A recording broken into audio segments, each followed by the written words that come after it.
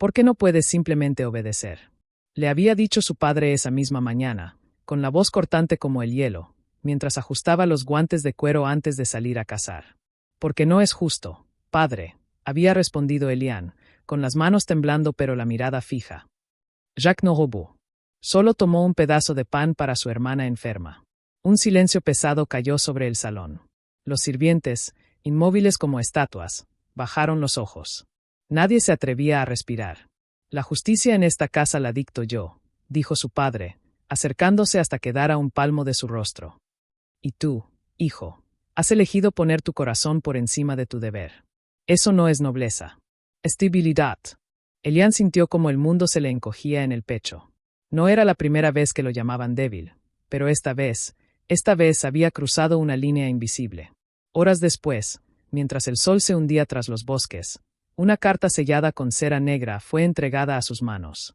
No la abrió. Ya sabía lo que decía.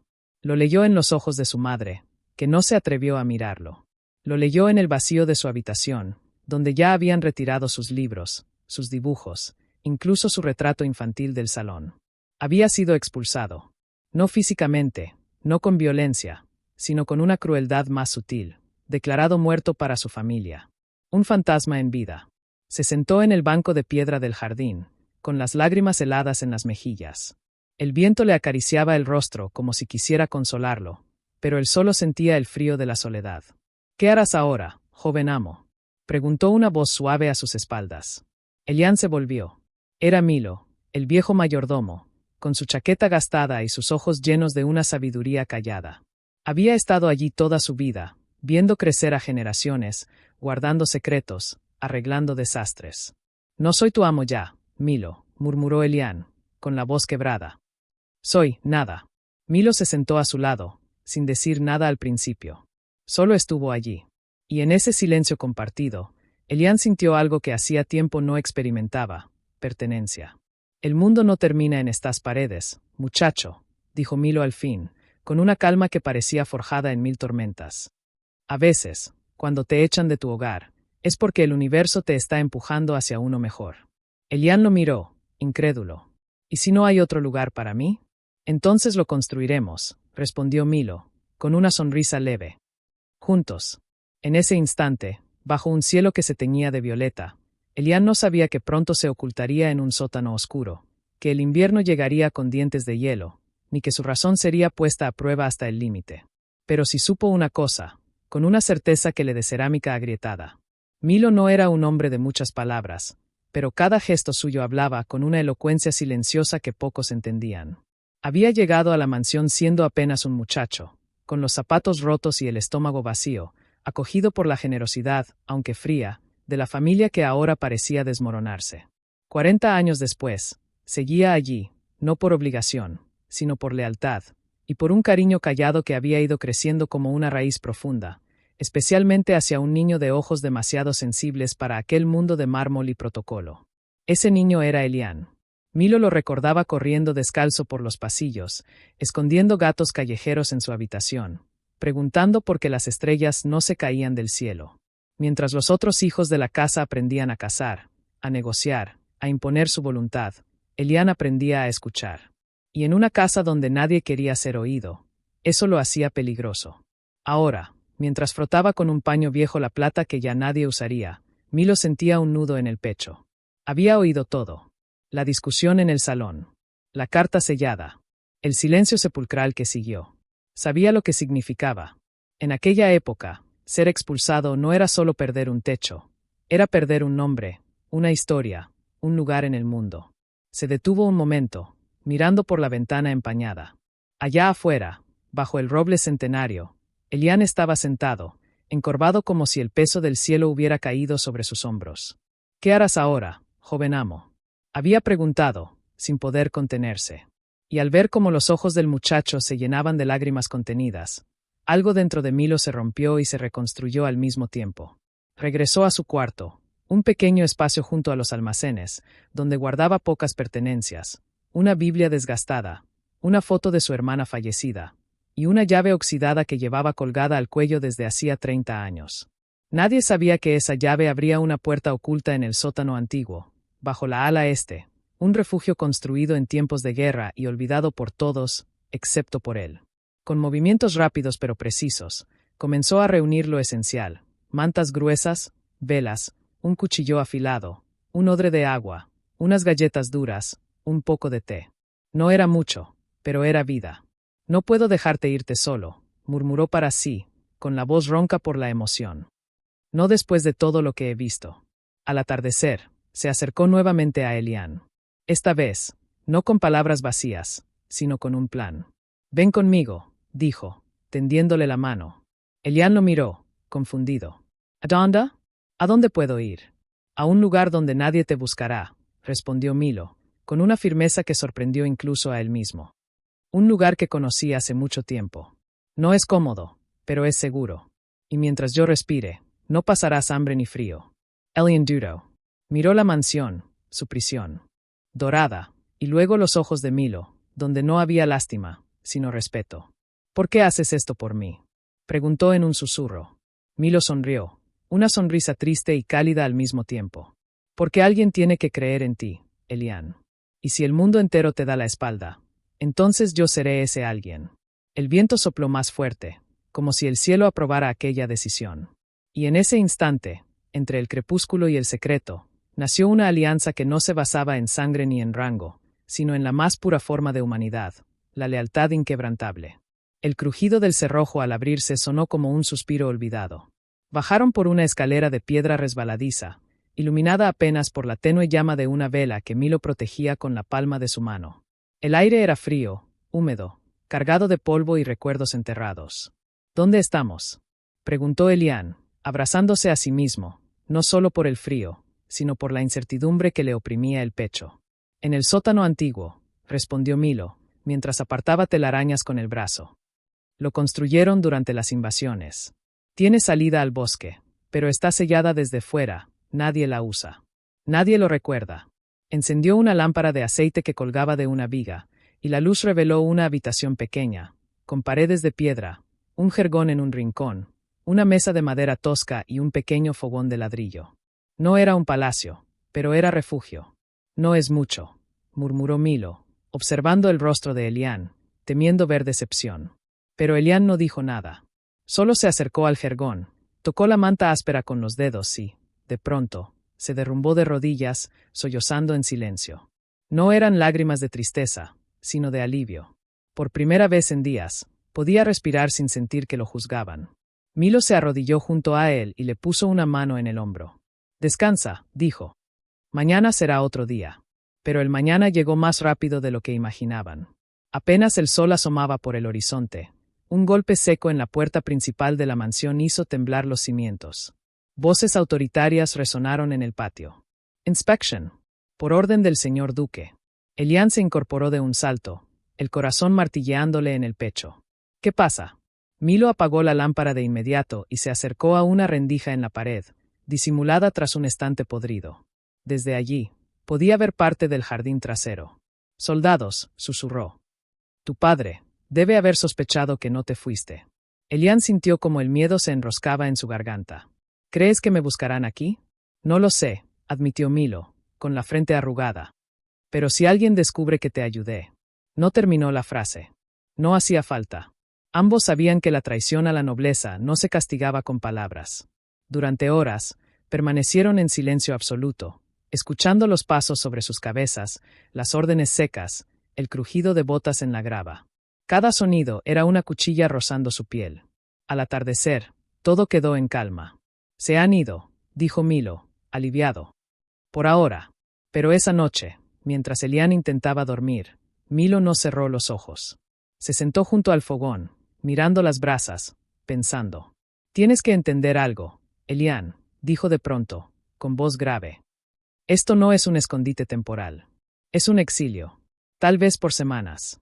Tal vez por meses. El invierno se acerca, y este lugar no está preparado para él. Elian lo miró, con los ojos brillantes en la oscuridad. ¿Y si no sobrevivo? Sobrevivirás, cortó Milo, con una determinación que no admitía réplica. Porque yo no te dejaré caer. Pero tú también debes prometerme algo. ¿Qué? Que no perderás la esperanza. Que no dejarás que este lugar te robe tu humanidad. Porque si lo hace, Entonces ellos ya ganaron. Elián tragó saliva, sintiendo el peso de esas palabras como una promesa sagrada. Lo prometo. Afuera, el viento comenzó a aullar con más fuerza. Las primeras hojas secas golpearon las ventanas selladas del sótano. Y aunque el fuego aún calentaba el aire, ambos supieron que algo más frío que el invierno estaba por llegar, la prueba de su espíritu. Nadie habló más aquella noche. Pero en el silencio compartido, nació una nueva verdad. No estaban escondidos. Estaban resistiendo. Y en ese acto de resistencia, en medio de la oscuridad y el frío, Elián empezó a sótano. El tiempo se había vuelto una sustancia espesa, pegajosa, donde los días se fundían con las noches y la única certeza era el frío que trepaba por las paredes de piedra como una sombra viva. Milo, con manos temblorosas pero precisas, reforzaba las rendijas con trapos viejos y barro seco. Había pasado toda su vida al servicio de una familia que valoraba la apariencia sobre la verdad, el orden sobre la compasión. Ahora, en aquel rincón olvidado del mundo, comprendía con una claridad dolorosa que todo lo que había creído firme, la lealtad, el honor, la nobleza, era solo una fachada pintada sobre un abismo de egoísmo. ¿Sabes por qué tu padre es así?, preguntó una tarde, mientras repartía las últimas galletas entre ellos. Elián, envuelto en una manta raída, levantó la vista. Sus ojos, antes brillantes de curiosidad, ahora tenían un brillo cansado, como brasas a punto de apagarse. Porque cree que el mundo es una batalla, continuó Milo, sin esperar respuesta. Y en una batalla, no hay lugar para la duda, solo para la fuerza.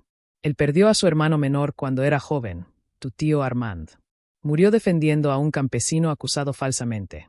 Tu abuelo lo desheredó. Lo borró de los retratos. Dijo que había manchado el nombre. Desde entonces, tu padre juró que jamás permitiría que la debilidad tocara a su linaje. Elián sintió un nudo en la garganta. ¿Y yo, soy esa debilidad? Milo lo miró fijamente, con una ternura que solo los años de silencio compartido podían forjar. No, Elián. Tú eres su redención. Pero él tiene tanto miedo de fallar de nuevo que prefiere destruirte antes que arriesgarse a que el mundo lo vea vacilar. Un silencio largo se instaló entre ellos. Afuera, la nieve comenzaba a caer. No era una nevada suave, sino una tormenta implacable que cubría el jardín, el bosque, el camino, todo. El invierno había llegado, no como una estación, sino como un verdugo. Los días siguientes fueron una lucha constante contra la oscuridad y el hambre. Los víveres se agotaban más rápido de lo previsto. El agua del pozo cercano se congelaba antes de llegar al sótano. Milo, con fiebre leve y tos persistente, seguía trabajando, reparaba el fogón, tejía redes con hilos de sacos viejos para atrapar ratones, no para comerlos, sino para mantener alejadas las alimañas más grandes, y contaba historias para mantener despierto el espíritu de Elián. Cuando era niño, decía una noche, mientras soplaba sobre sus manos entumecidas, mi madre me decía que el frío no mata, que lo que mata es rendirse a él. Decía que mientras el corazón siga latiendo con propósito, el alma no se congela. Elián lo escuchaba, acurrucado junto al fuego, observando cómo la luz danzaba en el rostro arrugado de Milo. En ese momento, no veía a un sirviente. Veía a un hombre que había elegido la bondad en un mundo que la castigaba. ¿Tú crees que alguien nos busca?, preguntó Elián, casi en un susurro. Milo no respondió de inmediato. Miró hacia la rendija, donde la nieve se acumulaba como una muralla blanca. Tu madre, ella no ha salido de su habitación desde que te fuiste. La he visto mirar por la ventana, noche tras noche, como si esperara verte aparecer entre los árboles. Elián cerró los ojos. Una lágrima solitaria rodó por su mejilla, pero no la limpió. La dejó caer, como ofrenda a la memoria de una mujer que amaba, pero que nunca supo defenderlo. La tormenta duró 3 días. Al cuarto, el silencio fue aún más aterrador que el viento. Era el silencio de un mundo enterrado, de un tiempo detenido. Fue entonces cuando escucharon el ruido. Un crujido leve, casi imperceptible, como si alguien caminara sobre la nieve fresca. Luego, un golpe sordo. Después, otro. Elián se puso de pie de un salto, el corazón en la garganta. ¿Quién es? Milo apagó la lámpara de inmediato y se acercó a la rendija. Durante un minuto eterno, no hubo nada. Solo el blanco absoluto del paisaje. Pero luego, una figura encapuchada se acercó a la puerta trasera de la mansión. No era un soldado. No llevaba armas. Se movía con cautela, como si temiera ser visto. Dejó algo en el umbral. Un paquete envuelto en tela gruesa. Luego, se alejó sin mirar atrás. ¿Lo viste? Susurró Elian. Sí, respondió Milo, con la voz tensa. Era Jack, el jardinero.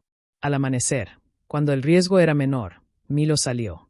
Regresó con el paquete, pan duro, cebollas, una botella de vino, y una nota escrita con letra temblorosa. No estoy solo. Hay otros que recuerdan su bondad, joven amo. Aguant. La primavera siempre llega. Elian leyó la nota una y otra vez, como si cada palabra fuera un rescoldo capaz de avivar su fe. Pero el invierno no había terminado, y el cuerpo de Milo, ya debilitado, comenzaba a ceder. Una noche, mientras Elian dormía, lo encontró temblando, con la frente ardiendo. Estoy bien, murmuró Milo, intentando sonreír. Solo es el frío. Pero Elian sabía que no era verdad. En ese instante, el rol se invirtió. Ya no era el protegido. Era el protector. Con manos torpes, preparó una infusión con hierbas secas que Milo le había enseñado a identificar. Le cubrió con todas las mantas que tenían. Le habló, como Milo le había hablado a él, con historias, con promesas, con palabras que no costaban nada, pero lo eran todo. No te atrevas a irte, le dijo, con la voz quebrada. No después de todo esto. No me dejes solo. Milo abrió los ojos, nublados por la fiebre, y le tomó la mano. No me iré, hasta que vea el primer brote en la tierra. Hasta que te vea libre. Y en aquella oscuridad, con la nieve cayendo sin piedad afuera y el aliento de ambos mezclándose en el aire helado, Elian comprendió la verdadera naturaleza del título que lo perseguía. Expulsado a los 16, se ocultó con su sirviente en un sótano. El invierno probó su razón duro al final. No era una condena. Era una profecía. Porque el invierno no solo probaba su resistencia física, probaba su razón de ser, su convicción, su humanidad. Y aunque el frío mordía, aunque el hambre acechaba, aunque la muerte rondaba en forma de fiebre y silencio, Elian supo, con una certeza que le quemaba el pecho, que no se rendiría. Una madrugada, mientras el viento gemía entre las rendijas como un alma en pena, Milo abrió los ojos. No con la mirada perdida de la fiebre, sino con una lucidez sorprendente, casi sobrenatural. Elian, susurró, con voz débil pero clara. Elian se acercó de inmediato, arrodillándose junto a él. Estoy aquí, Milo. Descansa. No hay tiempo para descansar, dijo el anciano, aferrando su mano con una fuerza que no parecía posible en su estado. Escuchan bien. Si algo me pasa, no te quedes aquí. No esperes a la primavera. Ve al bosque. Sigue el arroyo hasta el molino abandonado. Allí vive un viejo herrero. Me debía un favor. Él te ayudará. Nada te va a pasar, exclamó Elian, con la voz temblorosa. No voy a dejarte. Prometiste ver el primer brote. Milo sonrió, una sonrisa triste, cargada de años y de sabiduría.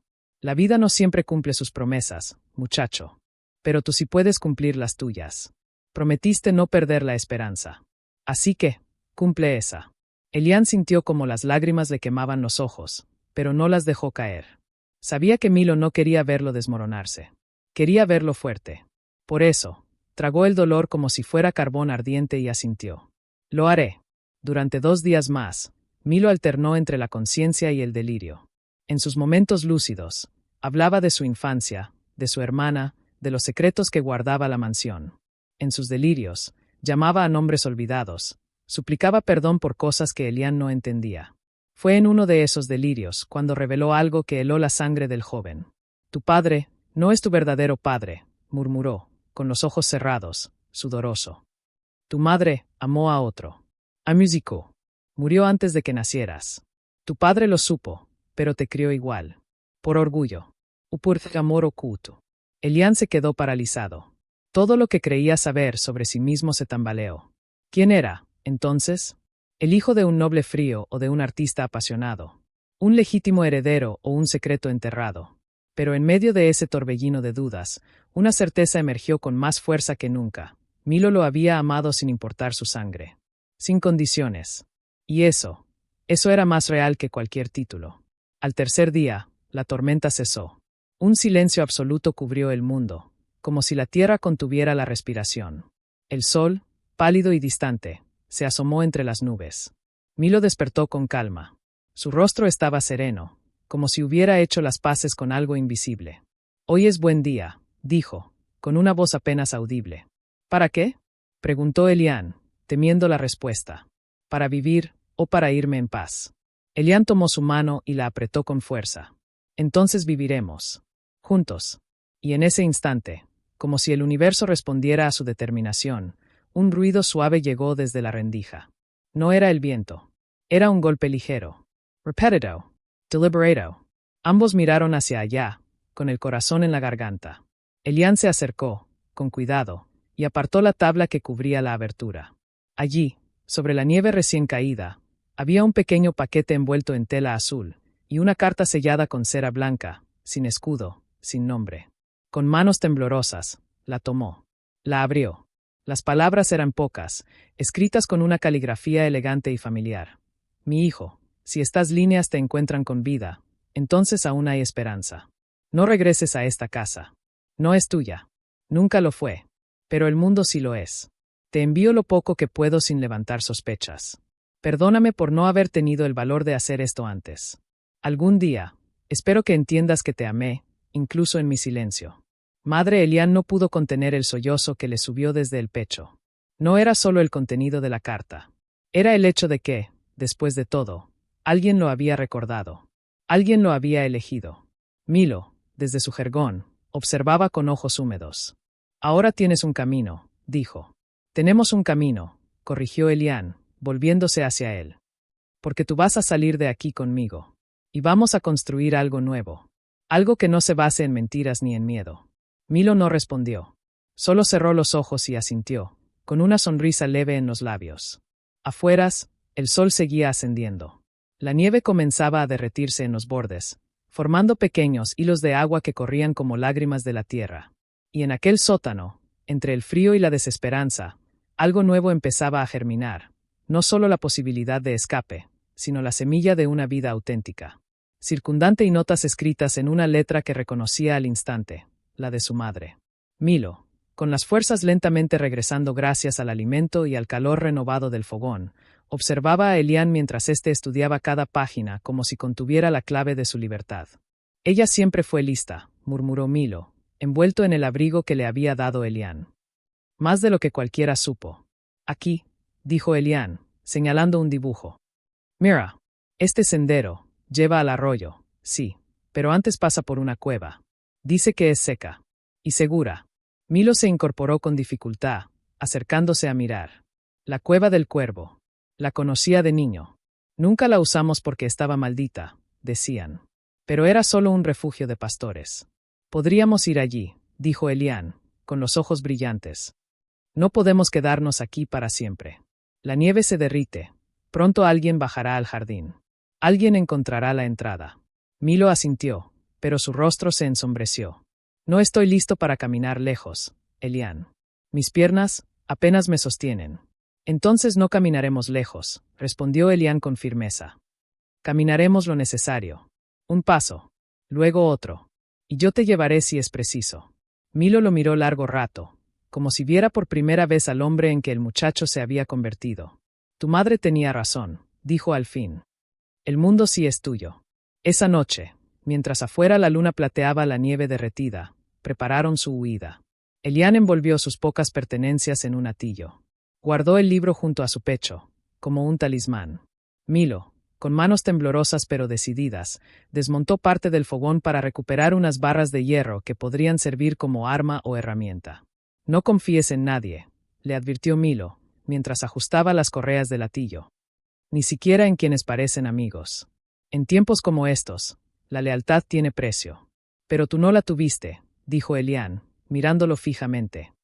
Y aún así, me salvaste. Milo sonrió, con tristeza y orgullo entrelazados. Porque algunos actos no se miden en monedas, sino en alma. Al amanecer, cuando el cielo aún estaba gris y el aire olía a tierra mojada, salieron del sótano por última vez. Elian ayudó a Milo a subir la escalera de piedra, sosteniéndolo con todo su cuerpo. Cada paso era un riesgo. Cada respiración, un rezo silencioso. Una vez afuera, el mundo parecía distinto. Más grande, más frágil. Los árboles, desnudos, se alzaban como esqueletos contra el horizonte. El jardín, antes perfecto y ordenado, estaba cubierto de barro y ramas rotas. La mansión, imponente y fría, los observaba desde lejos, como una tumba de mármol. ¿Listo?, preguntó Elian. Milo asintió, apretando el brazo del joven. Nunca estaré listo para dejar atrás tantos años, pero sí para caminar hacia algo nuevo. Avanzaron con cautela, pegados al bosque, evitando los caminos principales.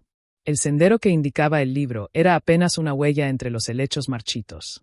A cada metro, Elian miraba atrás, temiendo ver figuras armadas persiguiéndolos. Pero solo había silencio, y el crujido de sus propios pasos. A media jornada, llegaron a la cueva. Era pequeña, seca, con el suelo cubierto de hojas secas y el techo alto. Un rayo de sol entraba por una grieta, iluminando motas de polvo en el aire. «Aquí estaremos bien», dijo Elian, ayudando a Milo a sentarse. El anciano suspiró, aliviado, y miró a su alrededor. Es más cálido de lo que recordaba. Encendieron un pequeño fuego con ramas secas.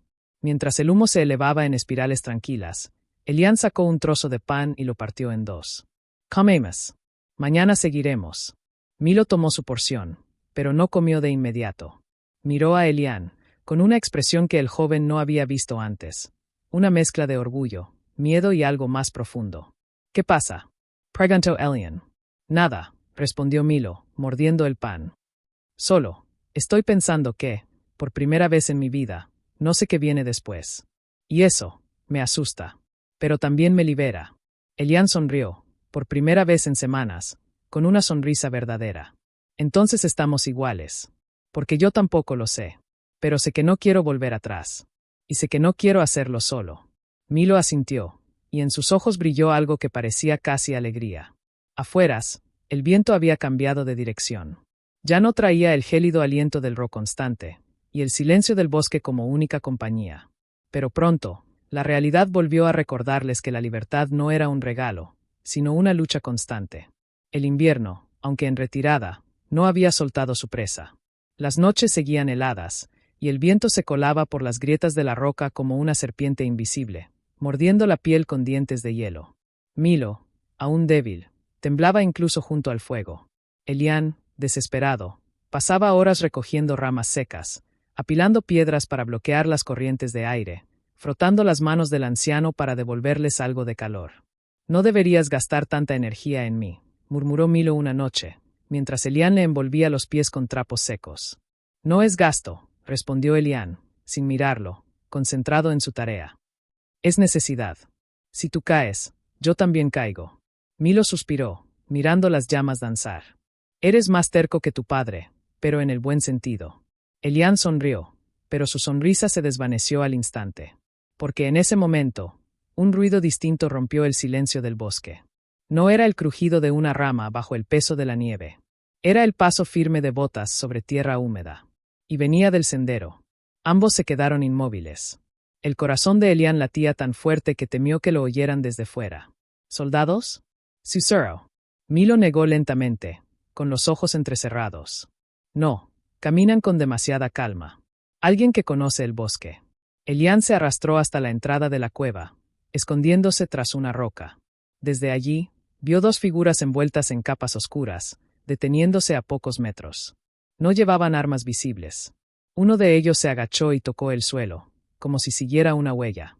«Nos han encontrado», dijo Elian, volviendo a Milo con la voz temblorosa. «No necesariamente», respondió Milo, con una calma que sorprendió al joven. «Podrían ser cazadores. O alguien que nos busca con buenas intenciones».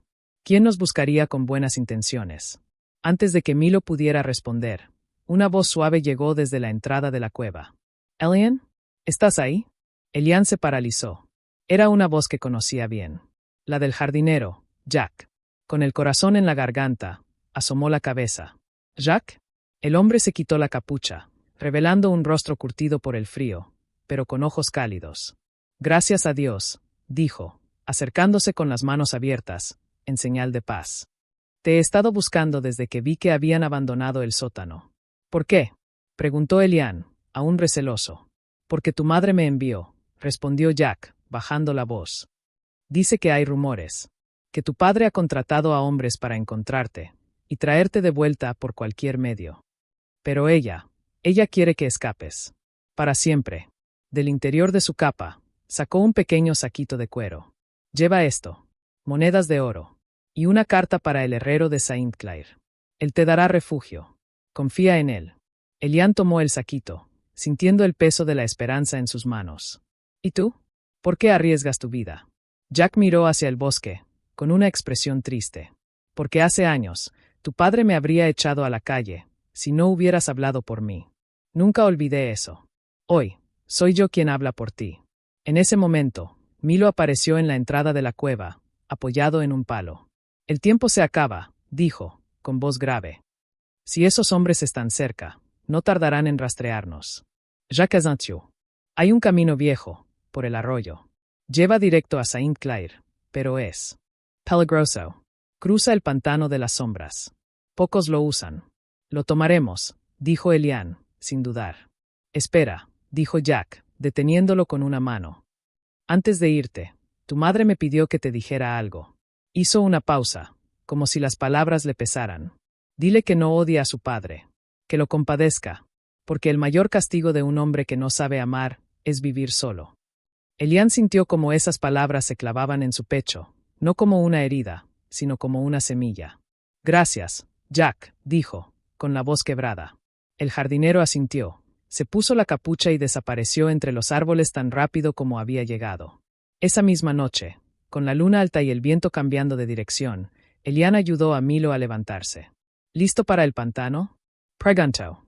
Milo lo miró, con una chispa de humor en los ojos. Después de lo que hemos pasado, un pantano es casi un paseo.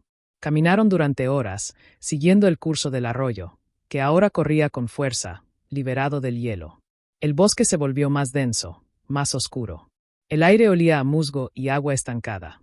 Y entonces, lo vieron, el pantano de las sombras. Una extensión de aguas negras, cubiertas de neblina baja, donde los árboles retorcidos parecían esqueletos emergiendo del lodo. No hay puente, murmuró Elian. No lo necesitamos, dijo Milo, señalando una hilera de piedras apenas visibles bajo la superficie. Los pastores las pusieron hace siglos. Solo hay que saber dónde pisar. Con el corazón en la boca, Elian guió a Milo por aquellas piedras resbaladizas, sosteniéndolo con todas sus fuerzas. Cada paso era un acto de fe. Cada respiro, una oración. A mitad del pantano, Milo tropezó. Cayó de rodillas en el barro, jadeando. Milo. Estoy bien, solo, cansado, dijo, intentando levantarse. Pero Elian vio el miedo en sus ojos. No era el miedo a caer. Era el miedo a no poder seguir. Entonces descansa, dijo Elian, arrodillándose junto a él. Pero no aquí. Vamos a llegar al otro lado. Juntos. Y con una determinación que ni él mismo sabía que tenía, cargó a Milo a su espalda, como si fuera un niño, y continuó avanzando, paso a paso, a través de la no sabía nombrar. Era miedo, sí, pero también algo más fuerte, como si cada paso lo hubiera arrancado un poco más del pasado y lo hubiera plantado, aunque fuera tambaleante, en un futuro incierto. Milo respiraba con dificultad, los labios pálidos, los ojos cerrados. Pero cuando Elian le tocó la frente, ya no ardía. La fiebre había cedido. Era el agotamiento, nada más. O eso quería creer. Lo logramos, dijo Elian, casi en un susurro, como si temiera que el viento se llevara esas palabras antes de que se hicieran reales. Milo abrió los ojos lentamente y miró alrededor. El sol, débil pero constante, se filtraba entre las ramas. Apajaro cantó. Era la primera vez en semanas que escuchaban vida. Sí, murmuró. Lo logramos, hasta ahora.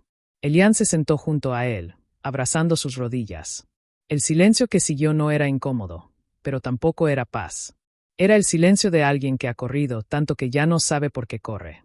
A veces, comenzó Elian, con la voz ronca, me pregunto si todo esto vale la pena. Si escapar, sufrir, perderlo todo. ¿Para qué? ¿Para vivir como un fantasma en algún pueblo desconocido? Milo lo miró. No con lástima. Con comprensión. No estás perdiendo todo, Elian. Estás desprendiéndote de lo que nunca fue tuyo. La mansión, el título, el nombre, eso era una jaula dorada. Lo que llevas contigo, señaló el corazón del joven, eso es tuyo. Y nadie puede quitártelo. Elian bajó la vista. Sus manos, antes suaves, ahora estaban ásperas, llenas de cortes y cicatrices. Ya no eran las manos de un noble. Eran las manos de alguien que había trabajado, luchado, sobrevivido. Pero, ¿y si fracaso? ¿Y si no soy suficiente fuera de esas paredes? Entonces aprenderás, dijo Milo, con una calma que parecía tallada en piedra. Porque el mundo no te exige ser perfecto. Solo te pide que seas honesto. Contigo mismo y con los demás. En ese momento, un ruido los alertó. No de botas ni de voces. Era el crujido de una rama seca, demasiado cerca. Ambos se pusieron tensos. Elian tomó el cuchillo que llevaba al cinto. Milo, con esfuerzo, se incorporó, apoyándose en el árbol. De entre los arbustos, apareció una figura pequeña, encorvada, envuelta en harapos. Era un niño, no mayor de 10 años, con los pies descalzos y los ojos enormes, llenos de hambre y desconfianza. ¿Quiénes son ustedes?, preguntó el niño, con voz temblorosa.